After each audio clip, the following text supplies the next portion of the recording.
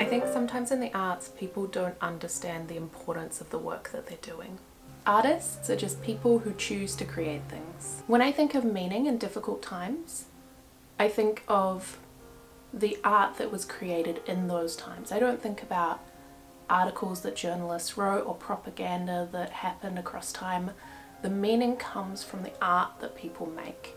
I think of poems, I think of diaries, I think of paintings, I think of how people who experienced those times created meaning out of the things that they saw. If you don't know me, my name is Nicole. I am a printmaker based in Melbourne, Australia, and today I'm going to talk to you about how art is resistance. If you feel anxious about what you see happening in the world right now, I want to tell you that art is important and art is resistance.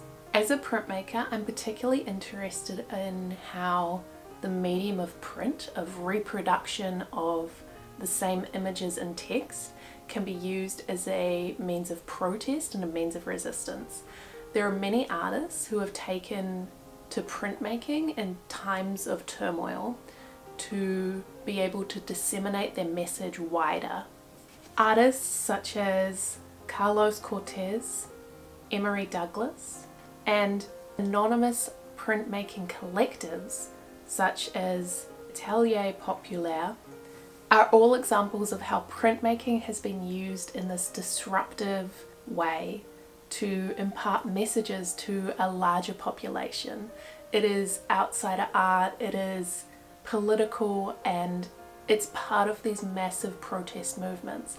And protest historically has been the only way that we've resisted political regimes that we disagree with. But art doesn't have to be political to be important. When I was a university student, I was living in Christchurch in New Zealand, and while I was living there, there was a massive earthquake and a lot of the city fell down. It was a major natural disaster. In the period following the earthquake, where things were not able to be open, where people were not able to work as much, and where our lives were incredibly disrupted, artists filled that gap and offered hope.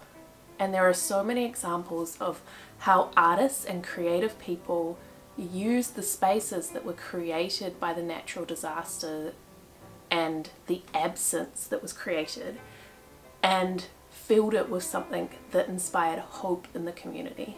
And there are so many examples of the same thing throughout history. We can look at things like the Harlem Resistance movement. We can think about the Mexican muralist movement. But art is about more than just creating meaning for other people. Art is about a personal resistance to the dominant narrative in a very, very specific way. Creation of art is a counter to capitalist means of mass production and globalism, in that it is a slow form of creation that resists mass production. It isn't part of the productivity narrative.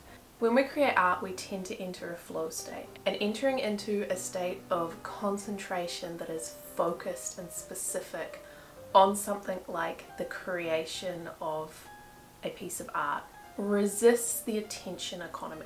There are so many people who have stakes on capturing our attention, but when we focus on creation, we can't be part of that economy, and we are resisting our attention being taken by things and people that we don't want it to be captured by. Creating and consuming art, whether or not it is tied to the political, is always an act of healing and hope. When we look for meaning and we look for beauty, those are actions of hope, and it is intuitive and natural for human beings to create this meaning and these items that symbolize hope in our world. This is how we resist things that we don't like to see politically. It's how we process the trauma that we experience in the world around us. Creating meaning for ourselves is the most vital thing that we can do in the face of disruption, uncertainty, and tyranny. In times of uncertainty, seek out and support artists, and Take the time to create things for yourself that create meaning out of what you see in the world. Sometimes all you can do is small stuff that is everyday.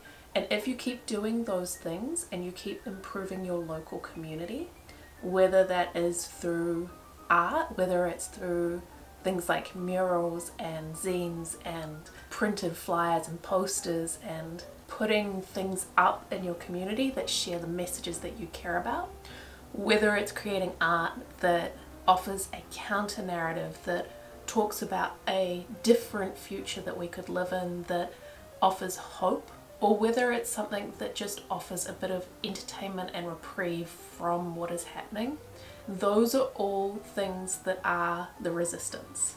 Those are all things that resist the stuff that is scary. Everyone wants your attention. They want to tell you something, but focusing small, focusing local, focusing your attention on what you care about, that is how you resist stuff.